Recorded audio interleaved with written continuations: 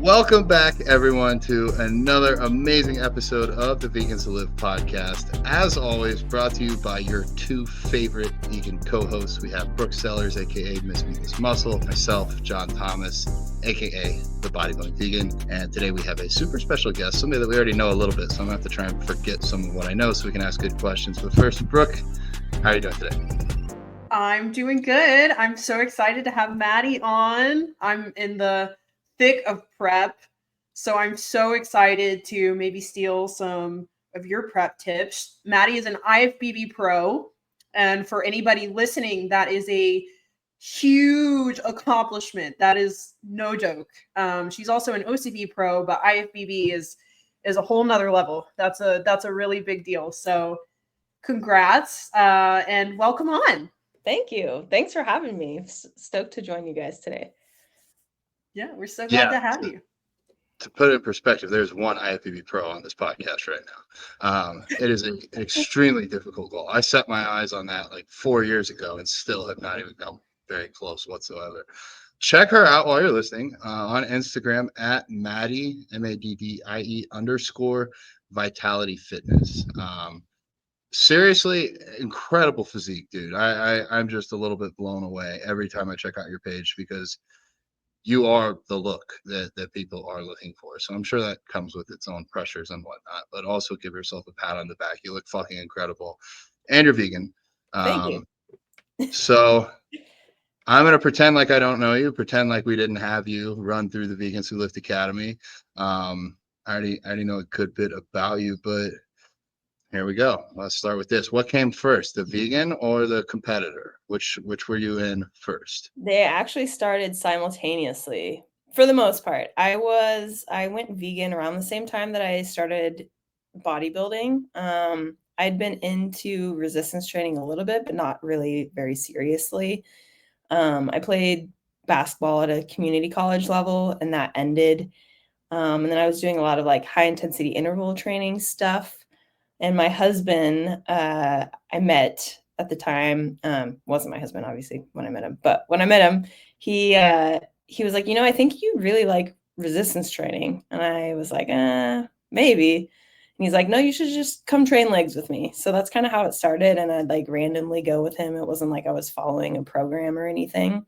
But I liked it. And then I started going more and more. And then in 2019, I got a job at a gym with a lot of bodybuilders who my fellow coworkers were bodybuilders, and a lot of them, majority of them were professionals.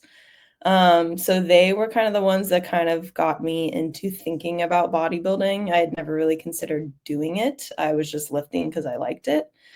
But when I started that job in 2019, I went vegan because I met one of the trainers there at the time who was a pro bodybuilder was vegan. And I was like, dude, how do you have so much muscle and be vegan? Like, I just had never met anyone that had that much muscle and ate that much plants and no meat. Like, it didn't make sense. And once I kind of talked to him more and educated myself a little bit more, I was like, I think I'd really like to go vegan. So I went vegan in 2019. And then my first bodybuilding season attempt was 2020. COVID happened, so that quickly disintegrated. And then my first like actual time on stage was 2021. So becoming vegan or transitioning vegan and kind of going into bodybuilding happened around the same time. Wow, that's impressive. Do you remember who the pro was? Oh yeah, he's one of my good friends. His name is Zachary Belknap.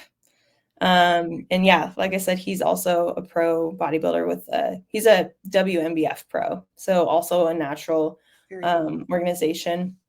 And he, like, once I started talking to him about becoming vegan, he was really driving home like the environmental impact, which I was totally unaware of at the time, of like meat and dairy industry. And then when I started doing more research, that alone was enough for me to kind of make me want to go vegan. And I told my husband at the time, I was like, I think I really want to try this vegan thing. And he was like, I applaud you. I will support you, but there's no way in hell I'm ever doing that. And then like fast forward a month, he was like, actually, I want to do this too. And so he went vegan maybe like a month after me. So he's also a pro, WMBF pro as of last year, and vegan as well. Oh, Wow. Yeah, you both have crazy physiques. I mean, phenomenal. You both are really amazing. I follow both of you, and I love looking at your food, and you guys eat really good in prep. Actually, like you guys have some really good looking prep food. It doesn't look like prep food. Yeah, thanks. Yeah, no, I would love to take credit for that, but my husband is definitely the mastermind behind all of the recipes, and he's really willing to kind of branch out and try new things, which I'm very thankful for. Because if it was just me, I'd probably eat the same stuff all the time, and just because it's easy. But yeah, we eat really well, and we try to make it like the least amount of misery possible during prep, just to kind of like, I don't know, we like variety. I know there's different approaches people take. Some people like meal plans. Some people do like if it fits your macros. We kind of do like a mixture, I would say, where we have like an if it fits your macros thing going, but we have maybe like 10 meals or so plus that we kind of like just rotate between. So it's not like the same meals every single week. And we do throw things in there occasionally that are like new, but for the most part, we stick to kind of like 10 or so and kind of just rotate.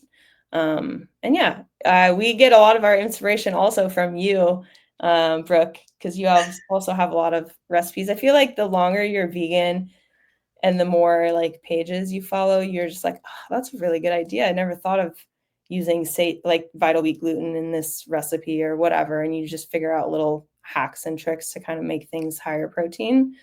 And I mean, at least we don't really feel like we're sacrificing anything by doing that because we've been in the game long enough. It's funny because I look back at like our recipes when we first went vegan and what we were eating, because I would still take pictures of my food. And I'm like, we used to eat that. It was just very like basic, weird, random combinations of things, which it was still good.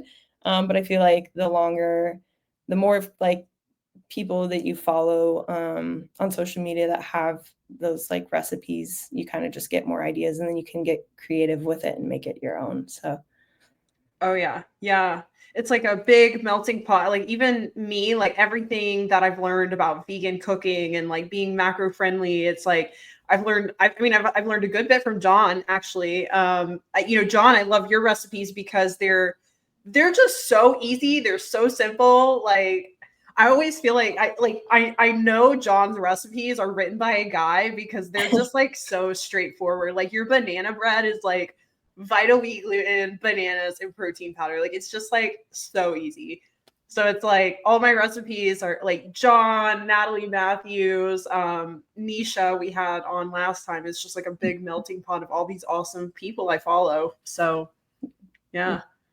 I don't know. It works for me. I call me lazy in some regards. Like I can cook better, but also like some of it does come down to the macros, and I know for a lot of people that's important. So that's how I try to tailor all of my recipes. Like even Melissa at my plant-based friend, she's a phenomenal baker.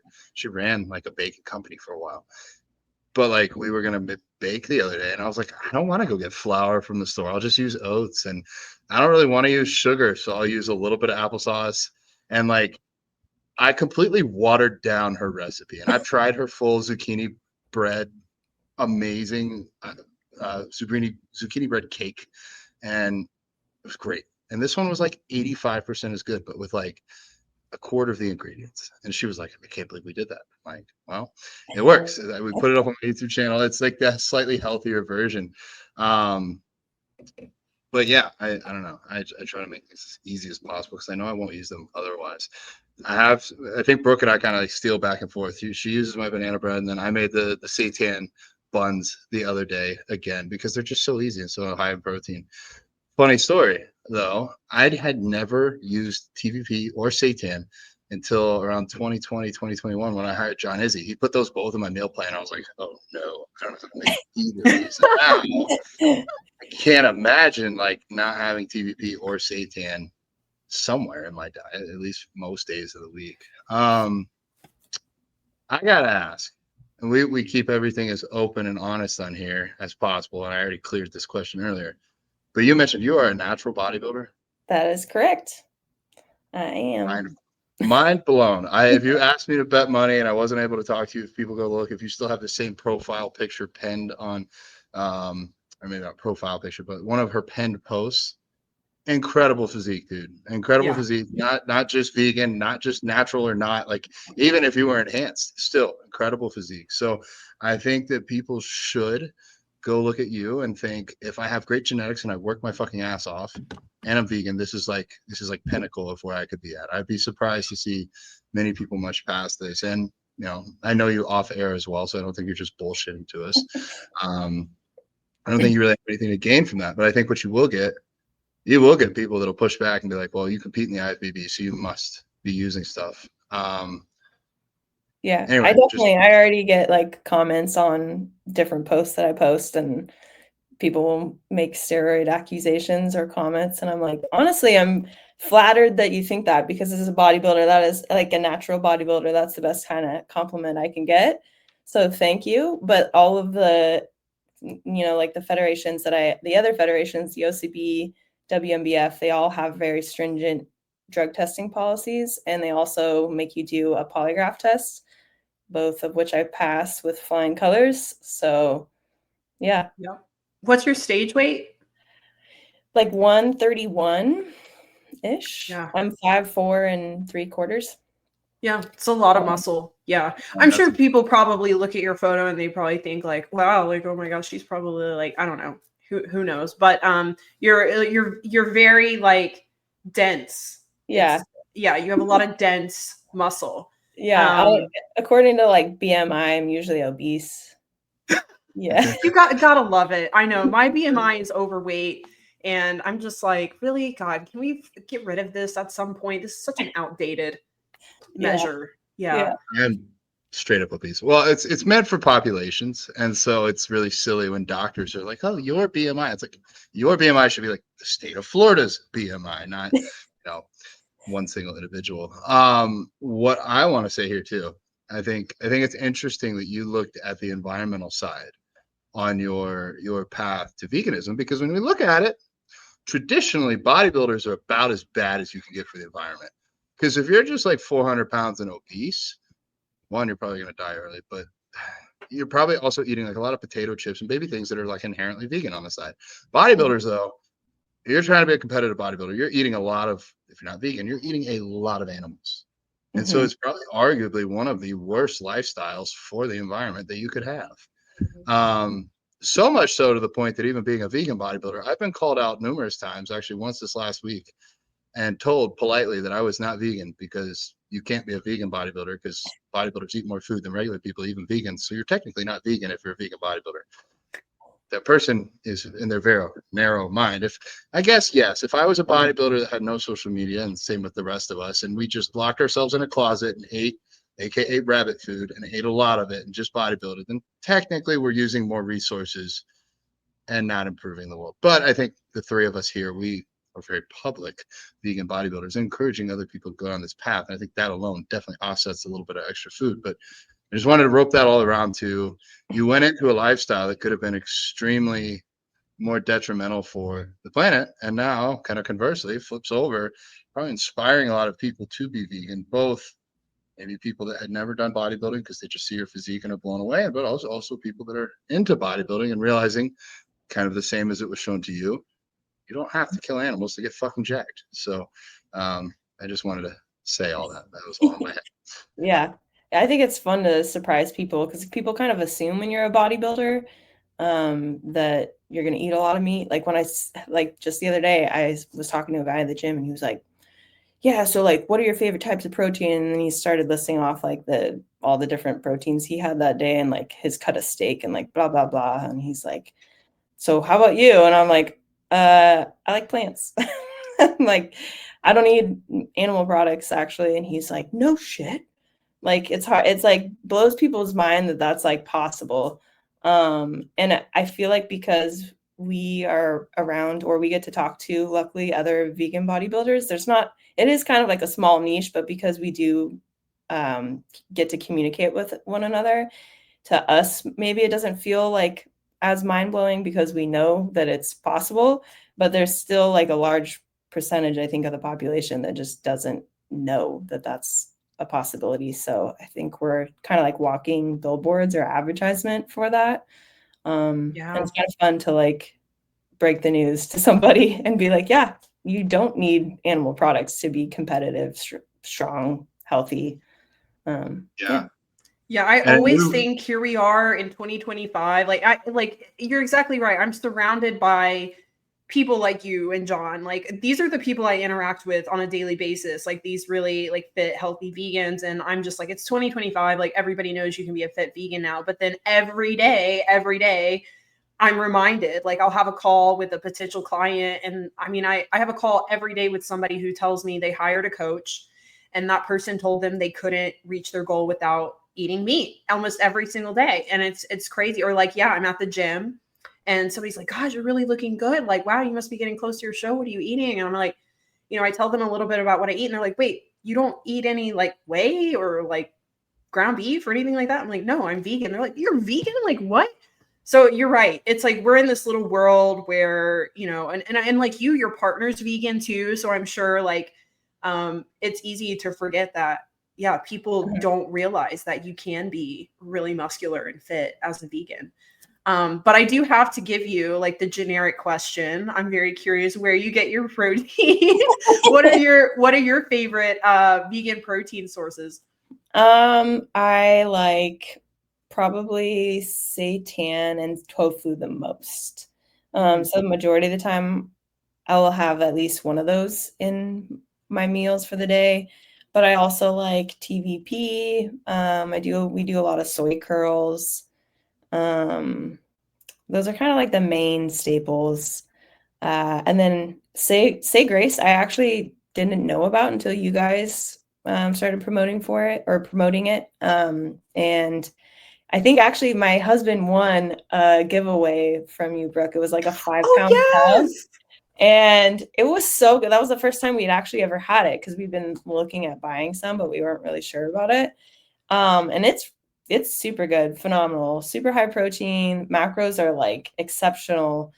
So I think we like just finished our 5-pound tub finally.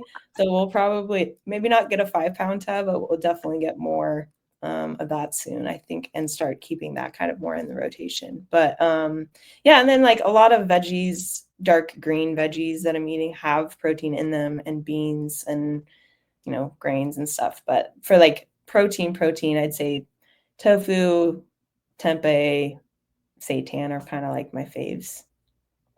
Very cool. Not to just shout out Say Grace, but they really are, like, I think for me, like a prep hack. Like when I'm trying to eat, it's so chewing and filling. And if I'm like really being a fat ass, I'll put it on top of salad and Allie will be like, you've been chewing for 45 minutes. Are we going to be able to watch the show without you chewing in my ear? And I'm like, 5 more minutes. Like, it's really good. Have you tried? I've, back to me being lazy, I've started making Say Grace rice cooker meals. So I'll throw rice and Say Grace and like pasta sauce and green beans in a rice cooker and just throw it all in there, and it works. Because I've found, if not, like, you pretty much need to boil it. You don't really want to microwave the Say Grace. It's not very fun to microwave. So that is an option if you haven't tried it yet. And the Pro Bites. You guys got to try the Pro Bites. I haven't yet. So good. John got them before I did. I was like, oh my gosh, why haven't I gotten these Pro Bites? And he was making cereal and all this stuff, and they finally sent me them, and oh my gosh, they are so good. They're like high protein Cocoa Puffs. Okay, I'm gonna have to try that. They are addicting. I don't think I've ever had a bag that just hasn't had me walk into the kitchen and take a handful out. So maybe not in prep. Well, I'm out of prep now, so yeah. You answered beautifully the question on protein. I'm glad you asked, Brooke. I was going to ask as well. What does it look like for you food wise, off season versus like contest prep, like calories? Like, what's the highest your calories get in an off season? What's the lowest they get in a prep? In prep, I'm measuring my food. Out of prep, I'm honestly not measuring my food. I kind of eat intuitively out of prep. And I know, because I've tracked for so long, roughly how much protein I'm getting and how much I need. So I just make sure that I'm getting enough protein. I'm still prioritizing protein at all my meals when I'm out of prep. And then just making sure that I'm eating sufficient calories and my biofeedback's all good. And I just don't overthink it. I just try to get a variety of fruits and veg also in. But if I had to estimate like my calories out of season, probably like 2,700-ish to 3,000. They're in that range. It's pretty high. And then the lowest I got last prep was like 1450 for calories. Yeah, so that's low. Yeah, I'm almost there. Yeah, that was low. Oh, so, yeah. But yeah. Do you have to do a lot of cardio when you're in prep, or do you keep cardio pretty low? I try to save it as to the very end as much as possible. I have like a step count goal. I have 2 little mini huskies, and I take them on walks like 2 miles a day, pretty much all the time, year round. So that helps. But then when I get deeper into prep, I'll add, maybe it'll turn into like a 3-mile walk instead. And then I add, like last year, the most cardio I did was just 2 stair climbing sessions for like 20 minutes a week. Nice. Yeah. So you mostly focus on steps is what you do? Yeah. That's something different. I've done this prep. My first prep, I had a very old school bodybuilder, like, type coach, and it was an hour on the Stairmaster, 55 minutes a day. Didn't even care about steps. And then this time I'm really focusing on steps, and it's just so much better. It's just so much better. Yeah. And I feel like I look fuller. I don't look over cardioed like I did before. I think it's just a lot easier to recover. Like, there's not really recovery needed. It's not like that taxing on the body. A lot of the time too, I don't know about you, but I like to get my steps outside. That feels good. Sunshine on the skin feels good. And yeah, just not as taxing or draining. Yeah. I'm cutting right now. We're still on the road. We've been on the road since March. So I don't always, it depends where we stay. Like some of the places we stay, they either have like a little apartment gym or something like that. Or right now we're just like up in the mountains. So there's literally nothing. But there's a lake and there's a paved road around it. So I'll get up in the morning and do client check-ins for like an hour and just get steps. And I've been averaging like 16 to 24,000 steps a day. Have not done any intentional cardio other than occasionally we do a hike. And I've been losing weight. I've been able to do it. So it's like, nice. I think there's something to it. And I think too, like, it's not as taxing, like you said. I don't, like, back when I was doing in one of my preps like an hour of the stair climber day. I think Brooke's been similar. And like, that was so taxing. There were days where I would do that hour. I'd drive to work. I'd sit down in the chair back when I used to work there, and I'd stand up to go to the break room, and I'd fall. It's like, I hadn't even done legs in 3 or 4 days, but like just doing an hour every freaking morning on the stairs, not eating a lot. I think it's an outdated way to prep. I think we can do better now. Yeah. Any competition plans anytime soon? Any pro debuts coming up? I'm not really sure. My husband keeps asking, because if I prep, then he wants to prep, and he likes to plan. So he's like, "Are we prepping next year?" And my answer is, I don't know. I'm kind of just playing it by ear, to be honest. I'm really enjoying getting, when you're not prepping, frees up a lot of time. Oh, yes. And time I can dedicate to spending with family and friends, time where I can go, like last summer, we didn't get to go on very many camping trips. We really like camping this year, fully intend to take full advantage of that extra time to do that. Also focus more on my business. And so there's a lot of other things that I'm really enjoying shifting my focus towards. And as you know, prep can be like all consuming. It's a very big commitment. And I don't honestly know what shows I would do if I decide to compete. So kind of just like waiting. If I end up developing the itch, then maybe I'll compete next year. I think that's something a lot of people who don't compete, they're just, lifestyle, looking to get in shape. They don't realize the time commitment that is involved in prep. And that was something like this year with my prep. I really wanted to show people what it really takes to get to this stage, because I really didn't do that my first prep, but it's a huge time commitment for sure. So I think that's smart to just, take some time to enjoy your time with your family and your loved ones, and the stage will always be there and you're only going to get better. Yeah, So. exactly. Yeah. Plus, I mean, as you know, competing is expensive. So yeah, more than ever. Oh my gosh. Yeah. And especially if you have to travel a lot of money. I don't even want to tell you what at least it's for me, it's a write-off. But we went to the East Coast 3 different or 4 different times, and then Arizona. And I live in Oregon, so yeah, do the math on that, plane tickets and everything else, show expenses. So, but we'll see. So that's a big part of it too. Yeah, I think people just they have a few hours left in the evening. Like, you're just, for most people, at least for me, I was dead anyway. Now with your we'll call it slightly more relaxed, I'm assuming you're still training. How many days per week do you train?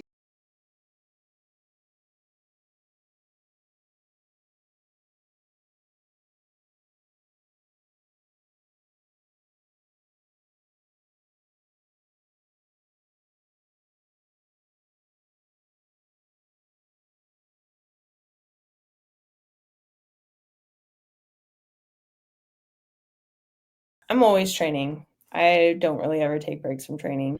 I've been doing like 2 leg days and dealing with a knee injury. All right, everybody.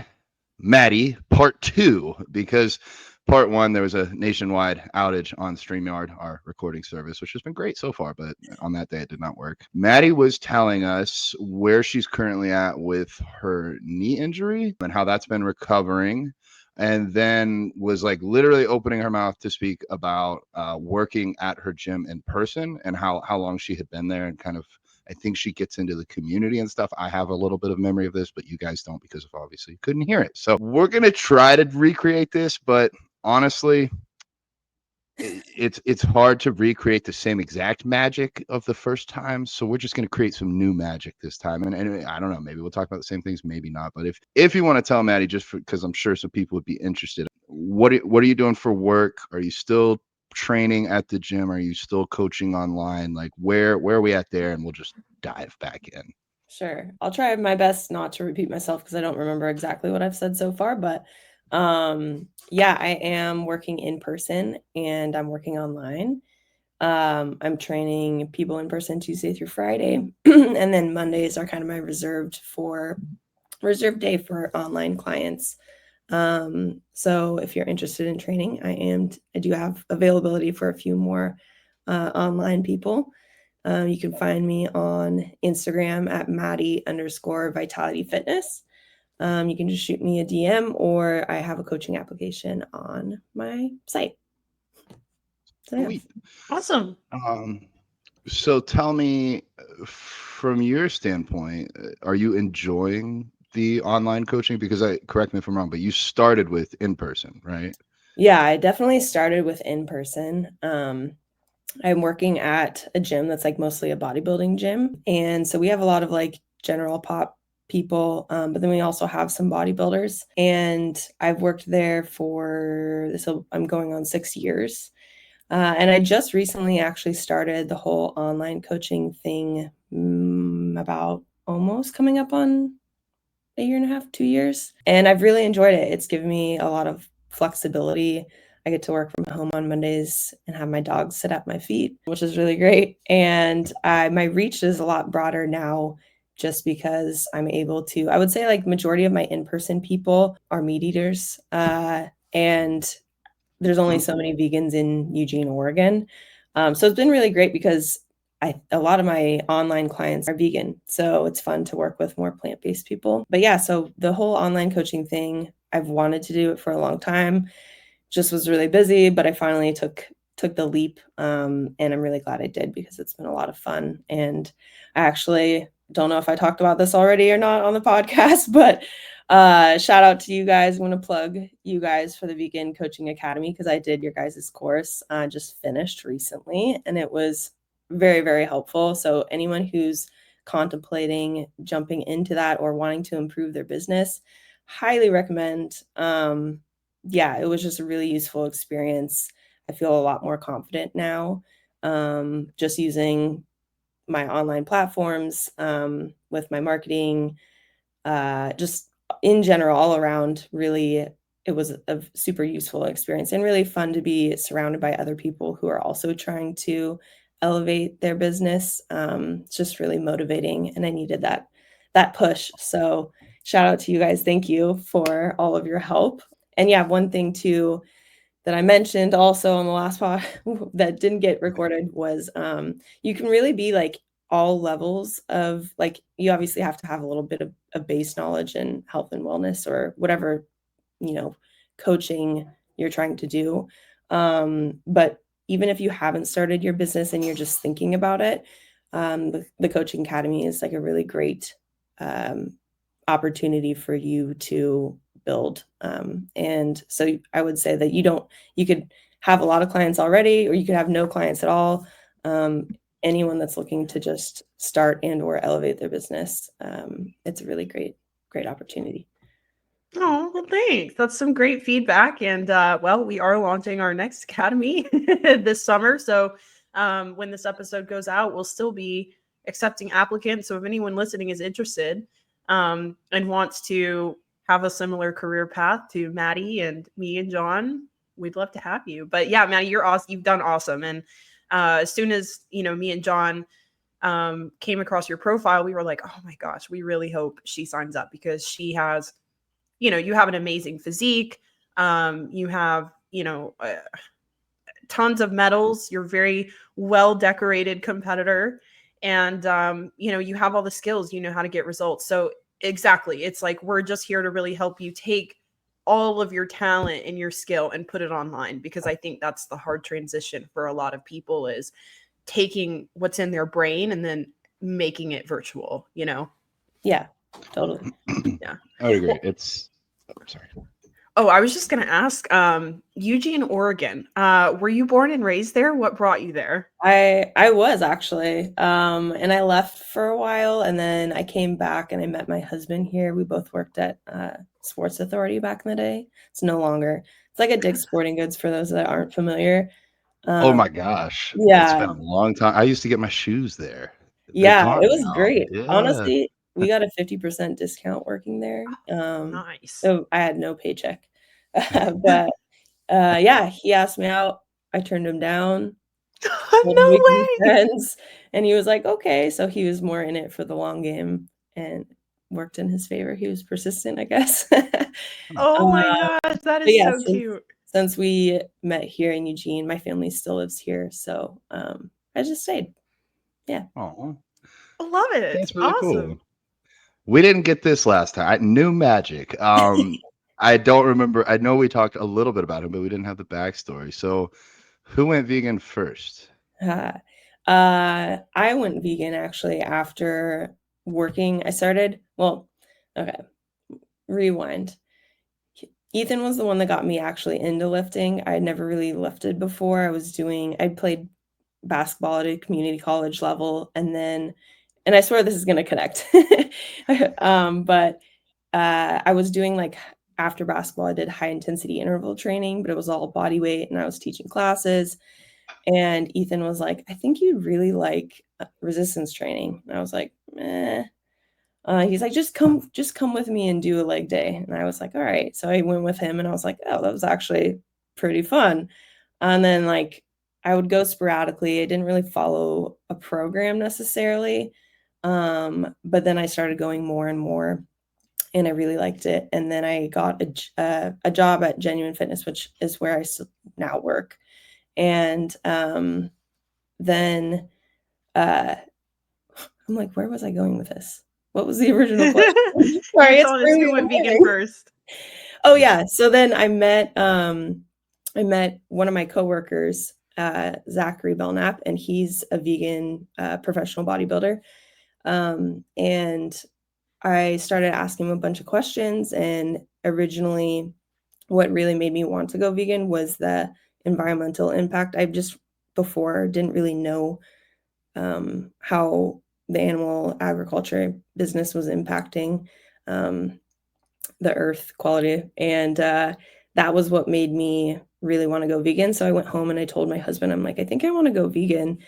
And he was like, that's awesome, but there's no way in hell I'm ever going to go vegan. And that was like November 2019. And then like a month later, he was like, actually, I'm really enjoying all the food that we're making. And luckily, he's a really good cook. He likes to try new recipes anyway. So we found a bunch of recipes that we both really liked and then just went from there. So we've both been vegan for 5, almost 6 years. Wow. Amazing. Yeah. Very cool that. Sorry. No, you go ahead, John. Basically started the vegan journey right around the lifting journey as well, because a lot of people still think that you have to eat meat to build the muscle and then you can switch to vegan and maintain it. And this is clearly just not true. Yeah. I look back at videos or like pictures of myself when I was doing my high intensity interval training stuff, and I was just like very, very thin. And prior to that, like when I played basketball, I was actually pretty overweight. Like I'm 5'4" and some change, and my heaviest I was like 180. And wow. right now I'm like in my off season 158. But I have a lot more muscle. So then I like went on this weight loss journey. I finally kind of started tracking my macros. I didn't really know what I was doing, but I just kind of started tracking them and then lost a bunch of weight. But then I was like really thin. So I wanted to build shape. And that's when my husband was like, if you want shape, like you should really do resistance training. And then right at that same time, I started working at, or like just shortly after that, I started working at Genuine Fitness. And that's again when I went vegan. And yeah, so I went from like being really skinny to trying to like be as strong as possible and just build as much shape as possible. And all of it was done on a plant-based diet. So let's go. Yeah. Awesome.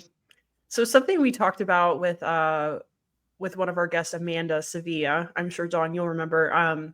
She was telling us she had been vegan for 10 years when we were talking on our podcast, and she was kind of describing like her timeline, you know, like the first 2 years were like a big challenge for her. And then like before she knew it, it was just easy and it was just kind of second nature. So I'm curious for you, when do you feel like you finally like got into a good groove with veganism, especially being an athlete, because that's a totally different vegan diet than what a lot of people probably transition to. So when do you feel like you finally like got into a good groove and you had your protein sources and macros all figured out? I think there was definitely some learning curve. I feel fortunate that I was already kind of comfortable at least tracking my macros. So I knew I needed to get protein in. And when I started to go vegan, I was kind of tracking my macros loosely to ensure that I was getting enough protein. And my meals definitely looked really weird in the beginning. Like it was weird combinations of things because I didn't really know what I was doing. But the more time that you spend like following different people on social media, like I follow a lot of vegan chefs and then like vegan athletes like you that post high protein recipes. And you just find a lot of recipes online and try things out and see what you like. And then you kind of alter it from there. But it definitely took like, I don't know, maybe I would say like a good year. I mean, we enjoyed the meals that we were making, even though they were kind of weird in the beginning, now looking back, but like back then I didn't think anything of it. But yeah, there's definitely a learning curve, just relearning. I mean, you're still centering your meals around protein. Your protein sources just look different. Yeah. I think that's the value, especially like if you're trying to be a higher level athlete or a bodybuilder and do this on a vegan diet. Like it's not that hard. It's not like actually that difficult. A lot of people think, oh my God, it's gotta be so hard. It's not hard. It's like another set of skills, knowing what foods work well for you, how to pair them, how to prepare them. And so that's why I think coaching is so valuable, because it took me a long time to figure this out. Because like when I was starting my vegan journey, I didn't have Instagram or anything. Like I think I had Facebook. No, I didn't have Facebook. Like that's how long ago this was. So yeah, you could do it just like me. It'd take 10 years to kind of figure it out, or you could work with someone like one of the three of us and figure it out in a few months. And even if they just stay for a few months to figure it out, it's going to help you at light speed. I think that in 20 years, it's going to be so much easier. Like this will be a lot more mainstream. There'll be a lot more vegan athletes, because vegan athletes are kicking ass. So people are going to want to try it. They're going to have less limiting beliefs. And I think that the three of us are kind of like the first generation of social media pioneers for vegan fitness. Like we can look at people like Robert Cheek, one of our former guests. Like he kind of pioneered it back in the day when you'd have to write a book and read a book. But now we're kind of like that first line of social media influencers, if you will, showing that this can be done. And I think like in, I don't know, 20 or 30 years, I don't think this is going to be so crazy. I think it'll just be, oh yeah, that's a totally acceptable way of doing it. If you're not weird and you like to not kill animals, then of course you're going to be a vegan athlete. But yeah, anyways, just yeah. And there's more and more like substitutions for things coming out that taste really good. And it's easier now to be vegan than it was 5 years ago, 10 years ago. So yeah, I feel like also I should say that I feel pretty fortunate when I started working at Genuine Fitness and went vegan. My other coworker that was a professional bodybuilder and vegan, I kind of had him there as my resource. So it wasn't like I was just like, oh, I want to go vegan, and I was just on my own trying to figure it out. I had someone that definitely knew what they were doing. He had been vegan for many years. So, and also obviously had a lot of muscle because he's a pro bodybuilder. So he knew how to, all the different protein hacks and all of that. So I feel like I kind of had a little bit of an expedited, it was essentially like having a coach, but it was just my friend. Yeah. If anybody's listening and you're struggling with your vegan diet, find a coach or find someone who can help you, a good resource. So what would you say, I'm curious, what was your biggest challenge at first going vegan? I think my biggest challenge was just relearning how to just cooking, finding new recipes. Yeah. Because at the time, social media was a thing, but it wasn't as big as what it is now. So there was like a few pages that I followed or chefs that I follow. But most of them at the time when I first went vegan, it wasn't like, I don't know, it wasn't like prep food, like super high protein. Like we still kind of had to make it up on the fly or like adjust different recipes to make them our own. So I think that was probably the hardest part. I transitioned really smoothly. It only took me a few weeks of feeling like slightly bloated because I was eating now a lot more veggies. And I think that's kind of a common thing when you first transition vegan. Like a lot of people can experience bloat or gas. And for me, it was only like a couple weeks, and then I felt pretty well adjusted. For my husband, it took a lot longer. He's going to hate me for saying this, but yeah, he was like gassy for the first, I don't know, few months. But like after your body acclimates, it gets a lot easier. And I think too, and maybe this is anecdotal, but I feel like going into it, my diet before, I still ate a fair amount of fruits and veggies and fiber, and he grew up more on processed foods. And I don't know if that has anything to do with it, if it just makes transitioning maybe take a little bit longer because your body's not accustomed to it. But other than that, though, it honestly wasn't as hard as you'd think it is. Especially now, if someone was going vegan now, there's so many resources out there to help you. So yeah, I always feel the same way. I can't relate to anybody who finds it super challenging. And I feel like, yeah, there's just so many resources now that there's really just no excuse. And there's so many good substitutions. So if you really, really want to be vegan, there's just really no reason that you can't be, especially if you live in a first world country. There's just so many resources. So yeah, it's really not as hard as people make it out to be. I have another question. I'm just curious about, what is your favorite cheat meal? Like post show, you just finished a long, brutal prep. What is your like go-to vegan cheat meal? Are you curious because you're trying to like scheme what you're gonna have after yours? Brooke's gonna live vicariously. She's in prep. Yeah, my food focus is getting a little bit high. Like, oh my gosh, you guys should see my explore page right now. It's like brownies and ice cream, and because like every time I see something like that, I click on it. So Instagram is like spamming me now with like, oh yeah, all these desserts. That's like, you can like judge how deep into prep someone is by like what their feed looks like. And by the end, mine was also just like solid food. I definitely, not gonna lie, had a folder saved of like vegan desserts for I'm gonna try later. Yep. Yeah. But I'm there. Yeah. I mean, I'm a big like baked goods person. So I really love like brownies and cookies.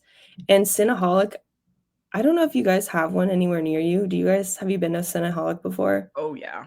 Yeah. They're like undercover vegan. I went there thinking like, oh, everybody knows this is vegan. And I asked the dude, I'm like, oh, so you're vegan? Like somebody in line, he's like, no, what? I'm like, it's vegan food here. He's like, what? And he's, excuse me, is this vegan? And she's like, well, yeah, it's all plant-based. He's like, I've been coming here for weeks and I didn't know. I've been getting this every day after work, and I think I should get some money back. And I'm like, do you like it? He's like, yeah, it's great. I'm like, then what's the problem? He's like, I just didn't know it was vegan. I was like, well, yeah. Cinnaholic is like secret vegan. They have like a little business card size thing that says this is plant-based. But yeah, it's great. Another vegan told me about it, and I went to start eyeing the menu online, and it's extensive. Like, it's huge, and nowhere on it does it say vegan or plant-based. So I kind of started questioning. I'm like, is this really vegan? But it is, and it's delicious. So that's what I had after Worlds, my first Worlds. And I had a lot of other like really good Italian food in LA that was like amazing, that was vegan. Like a Alfredo scallop dish, and they used oyster mushrooms for scallops, and it was like seared in this sauce. I don't know, it's delicious. But the Cinnaholic slapped the hardest out of anything that I had. So I would what's your guys' order there? Oh, I got like whatever one had. It was like a cinnamon roll, and then cookie dough and brownie, and then like a caramel drizzle or something like that. What's yours, John? I think I had like we went around Christmas time when I did the 100,000 steps for sanctuaries thing, and they gave us like 6 different Christmas ones. I'm trying to remember exactly what there was, like a peppermint cookie dough one that was really good. I think it's been a minute, but like I remember being like, I like all 6 of them were good. I didn't eat all of them. I had like a bite of each one just to try, but yeah, they can get like 1,000 calories for the custom ones. So I should. Brooke's like, yeah, give it to me. Oh yeah, yeah. I know. I had I went around Christmas too, and I had a gingerbread one, and that was really good. I do love gingerbread. Some I like more than others, but like I've never been disappointed. Like I would say at least an 8.5 on like the lowest scoring one, and some of them have been probably the best desserts I've ever had. I don't know why, they're just so good. Alrighty, well, I think we should wrap up here. I think that last time we did talk a little bit about your future competition plans, but I don't recall exactly. So are you planning to compete again anytime soon? Are you in an off season? Like where is that going for you? Yeah, I'm currently in an improvement season. And I think my husband keeps asking me this also. He's like, are we competing next year? Are we not competing? Because if I compete, he's going to compete as well. Shout out to him. He also, I don't know if I already said this, but he got his pro card in 2024.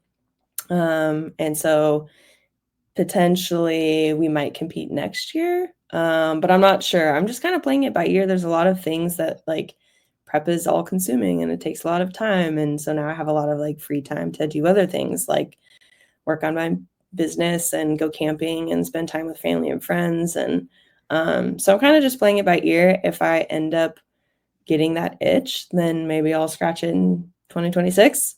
But yeah, for now, just it's kind of up in the air. Totally fair. Prep is all consuming. Brooke can tell us right now. Yes. I just want to say it's pretty fucking cool to have two vegan pros under one roof. Like I don't know how many other couples are both vegan pros. I can't think of any off the top of my head. Can't think of any. Yeah, no. Yeah, so cool for you guys. Well, any other last minute questions, Brooke? I think we mostly recaptured the magic. Yeah, I don't think so. I mean, obviously, we would love to see you compete again and make your pro debut, and we'll be cheering you on.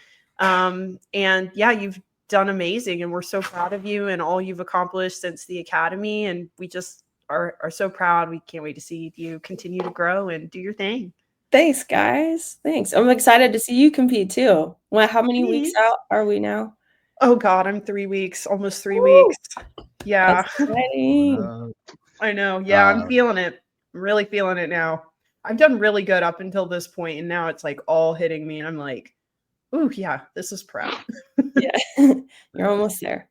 Almost there. Yeah, I can do anything for 3 weeks. So cool. Well, thanks, guys.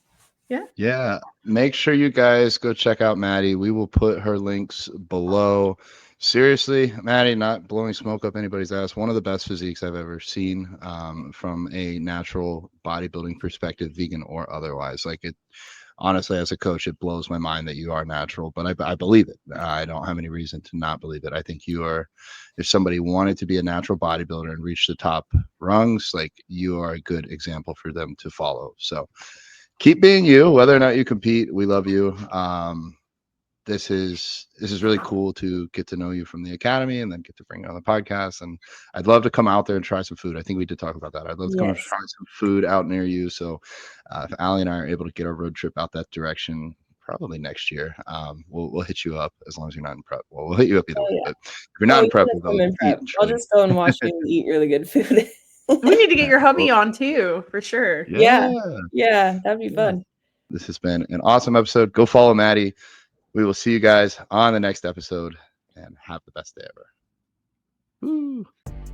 Thank you so much for tuning in to another episode of the Vegans Who Live podcast. Please, please, please support us by taking care of our show sponsors. They are a huge part of our success. They take great care of us. First, we have Green Bites Go.